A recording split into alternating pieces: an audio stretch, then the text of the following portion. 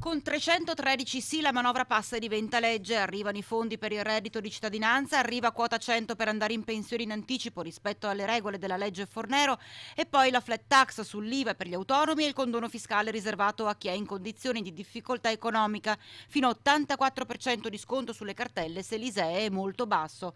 Ma la questione non convince gli addetti ai lavori, i rappresentanti delle categorie economiche, quelli che temono l'effetto boomerang. Quello che è stato fatto a livello sgravi, a livello agevolazioni anche fiscali, lo vediamo veramente come un debito che poi purtroppo andremo a pagare noi, quindi non siamo per niente soddisfatti. Sì, quindi non ci sarà nessuna agevolazione per chi ha un'impresa, un'azienda, che tra l'altro sono l'elemento caratteristico del nostro territorio. No, diciamo che qualche agevolazione è stata fatta, però ripeto, non vedendo una crescita di questo paese, siamo convinti che tutto quello che oggi come oggi ci è stato dato ci verrà richiesto a breve e in maniera molto più onerosa. Quindi lo vediamo come un paese che sì sta facendo qualcosa ma non avendo delle prospettive. Secondo Venzo l'unica prospettiva per il rilancio del nostro territorio, del nostro Veneto, va verso una sola direzione. Però la cosa che io spero e auspico per il 2019 è l'autonomia del Veneto, forse l'unica salvezza che possiamo avere noi veneti.